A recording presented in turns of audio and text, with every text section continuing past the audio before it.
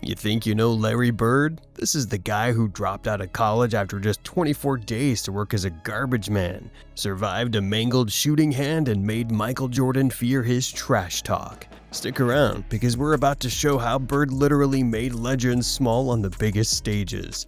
But wait until you see number 6 on this list. You won't believe which legend made it too. Number 1. Dominique Wilkins. Larry Bird never needed noise or showmanship. He made his point by taking the best players in front of him and controlling the game until they had no answers. Dominique Wilkins was one of the most explosive scorers the league had ever seen, and Bird faced him repeatedly in moments that mattered most. Those games proved Bird could make legends look ordinary without ever trying to overpower them. March 12, 1985, New Orleans. Bird was already an MVP and Finals MVP, Boston's engine, and he turned a regular season game into a statement. He scored 60 points, the highest in Celtics history at the time, shooting 22 of 36 and controlling every possession. Atlanta tried different defenders, different looks, but nothing slowed him down. In just 14 minutes of the second half, Bird poured in 32 points, reading the floor, punishing every mistake. This came only 9 days after Kevin McHale's 56-point game. Bird joked McHale could have stayed in to reach 60, but against Atlanta, Bird made sure the number was his. Wilkins watched, seeing a player dominate through timing, balance, and decision-making, not speed or athleticism.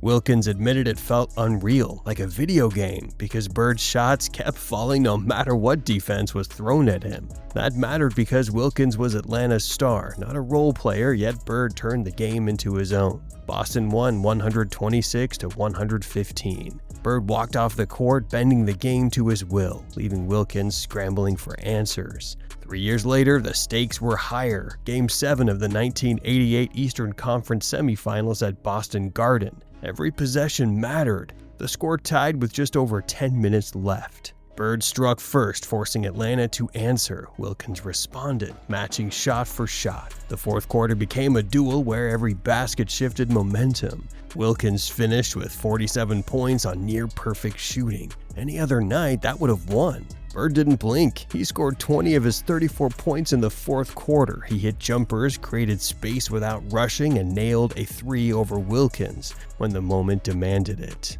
Every big Boston possession ended in Bird's hands. When the final second ran out, Boston survived 118-116. Bird had once again dictated the outcome when the margin was smallest. Even earlier in the 1983 playoffs, Bird had set the pattern. In Wilkins' playoff debut, Bird led Boston with 26 points and 15 rebounds in Game 1. Wilkins showed his talent and athleticism, but Bird controlled the pace, the boards, and the closing minutes. Boston won the game, won the series, and left a lesson that would echo every time the two faced off. Explosive scoring alone wasn't enough when Bird was in control.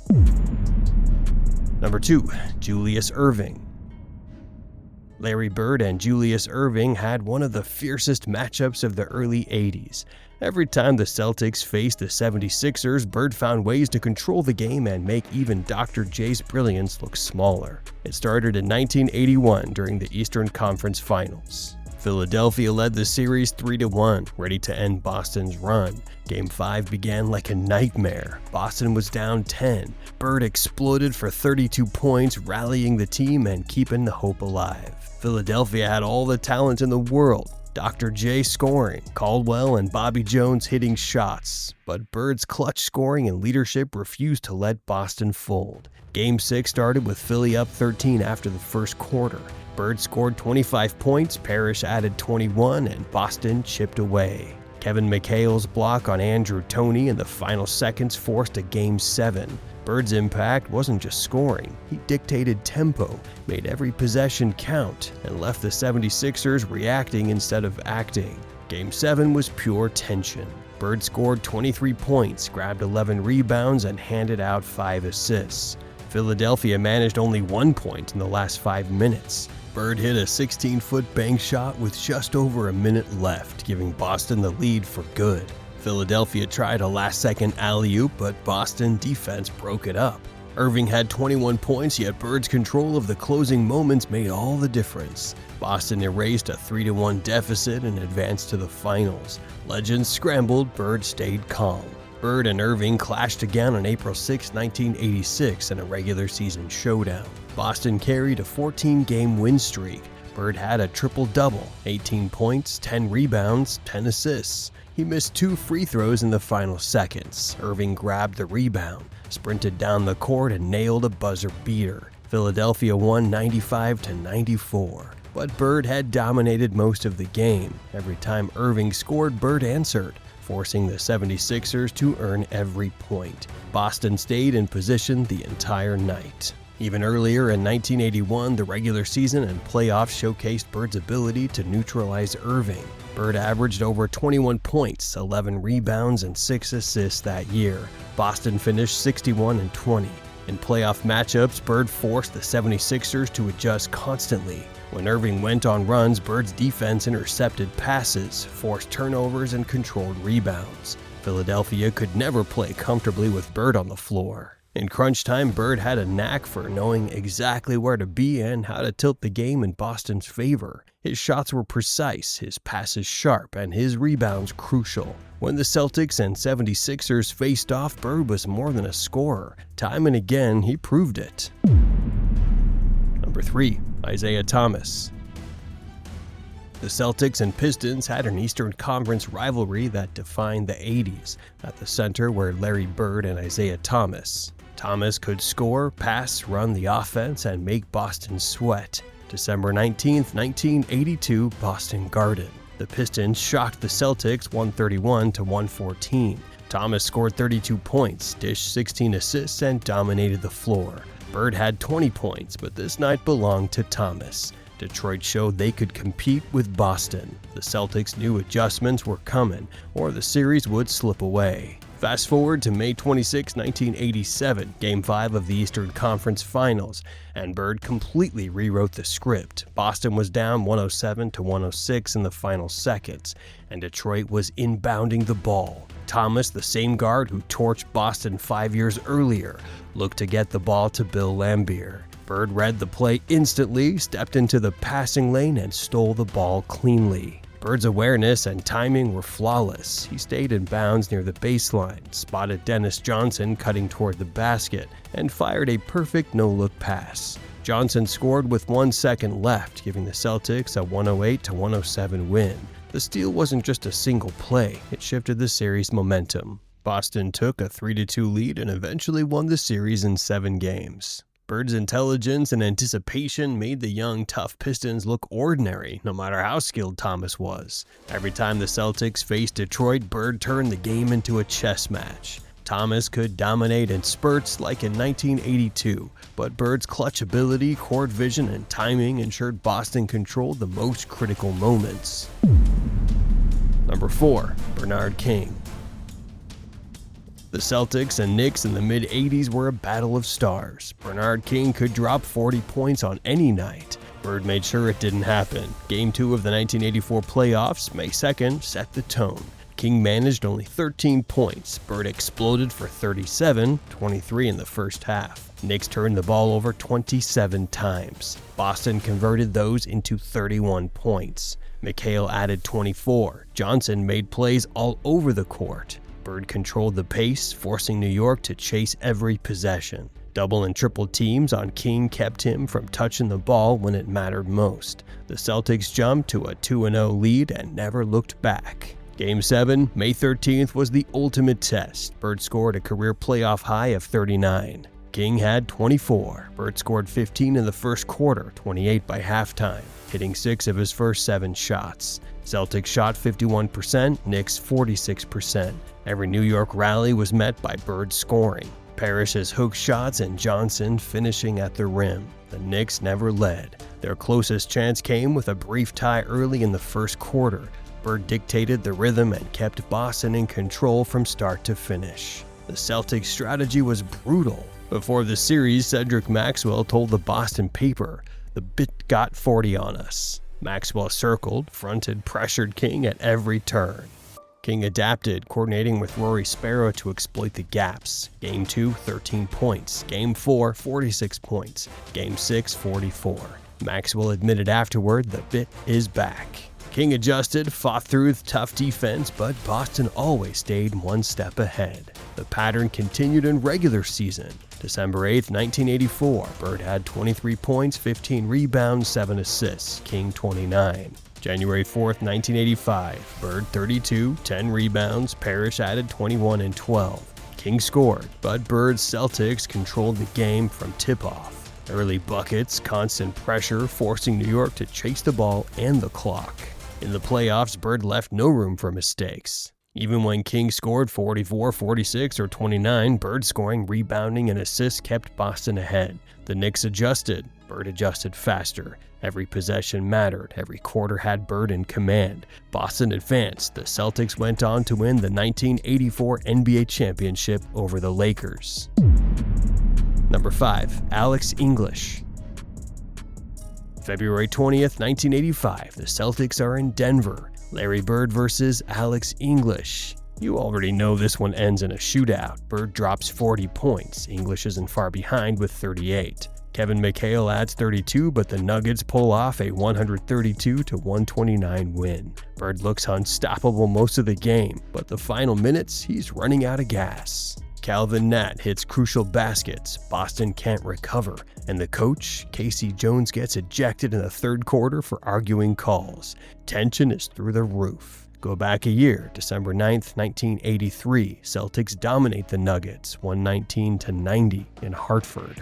Bird is everywhere, scoring, passing, creating. English, the scoring king of the 80s, gets held in check. The Nuggets, known for hitting 100+, can't find rhythm. Boston leads by 29. Bird doesn't just score, he controls the floor. English scores, but it never matters. The open court, the fast breaks, the precision passes. Bird is always a step ahead. Flash to February 15th, 1981. Close game in Denver, 120-118. Bird nearly hits a triple-double, 28 points, 14 rebounds, 8 assists. Game tied late. Bird follows his own missed shot and scores with 56 seconds left. Cedric Maxwell had 34 points. Tiny Archibald added 16 assists. English was the Nuggets' main weapon. Bird finds the winning shot. Every close game, Bird delivers. January 15th, 1986, Boston Garden. Celtics crush the Nuggets, 123-100. Bird has 24 points, 14 rebounds, and sets up his teammates constantly. McHale drops 33. Ainge adds 66 points and 7 assists. English scores 22, but Boston is already in control at halftime, leading by 11. The Celtics pull away in the second half, showing efficiency the Nuggets can't match. Every Bird vs. English matchup has mini drama, early points, lead changes, clutch moments. Bird hits first, Bird hits last. Even when Boston loses, Bird makes you feel the game could flip at any second. Number 6. Adrian Dantley. Bird's rookie season, February 20th, 1980. Salt Palace, Utah. Celtics 105, Jazz 98. Bird scored 33 points, grabbed 7 rebounds, and added 4 assists. Dantley had 31. The game was tight, but Bird's all-around impact carried Boston. Every drive, every pass, every rebound set the tone early in his career. Dantley scored, but Bird dictated how the game unfolded. Fast forward almost a year, January 21st, 1981. Boston 117, Utah 87. Bird scored 21 points, mostly in the first half. Parrish added 17. Archibald 22. Dantley heated up in the second half with 23, but Boston's defense and Bird's control kept the Jazz from gaining momentum. Bird was already showing scoring alone wasn't enough to beat him. Dantley had to chase, while Boston dictated the pace. A year later, February 24th, 1982, Boston dominated Utah 132-90. Bird led with 27 points and 7 Celtics scored in double figures. Dantley was held to just 11. After a prior loss where Bird had been ejected, this was a statement. Bird controlled spacing, timing, and matchups. The Jazz had no rhythm. Every possession reacted to Bird. Dantley's scoring attempts barely made a dent. The Celtics weren't just winning, they were forcing Utah to adjust to Bird's flow. 6 years later, April 1st, 1988, Boston 121, Detroit 110. Bird had 24 points, 10 rebounds, 8 assists. Dantley, now with the Pistons, managed 8 points in 23 minutes. The scenario had changed, but the pattern remained. Bird ran the floor, orchestrated every possession, forced defenders to split attention, screens, cuts, passes. Bird anticipated everything before it happened. Dantley tried to create, but Boston dictated the game, and Bird was always a step ahead. Number 7. Clyde Drexler. It was December 2nd, 1983, Boston Garden, Celtics 115, Trailblazers 106. Bird scored a season-high 41 points, grabbed 14 rebounds, and added 7 assists. Parrish poured in 34. Portland led by 10 in the third quarter, but Bird didn't panic. He took over in the fourth, scoring 8 points, including Boston's final 3, and shutting down Portland's comeback. Darnell Valentine led the Blazers with 18, but Boston's energy and focus never wavered. Just a few months later, February 19, 1984, Memorial Coliseum, Portland. Celtics 107, Trailblazers 101. Clyde Drexler was starting to make a name for himself. Portland pushed Boston early. They led after the first quarter 26-22 and stayed close until the final minutes. Bird recorded 34 points, 18 rebounds, and 9 assists. Dennis Johnson added 20.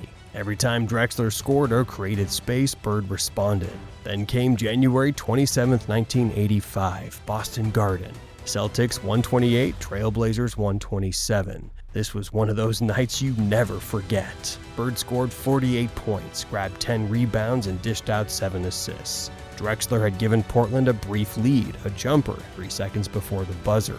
The crowd held its breath. Bird stepped to the corner, released a fadeaway from a tough angle, and the ball fell. Boston erupted. Parrish added 30 points and 12 rebounds. Bird later admitted it wasn't an easy shot. "I took what they gave me," he said. "It was a fadeaway, not a great shot." But the crowd and his teammates knew better. Bird hit 17 of 28 field goals, a couple of threes, 12 free throws, and grabbed 10 rebounds. He carried the Celtics through pain, through fatigue, to another heart-stopping win. Fast forward March 15, 1992, Boston Garden, double overtime. Celtics 152, Trailblazers 148. Bird was older, battling injuries, but his mind and heart were sharp.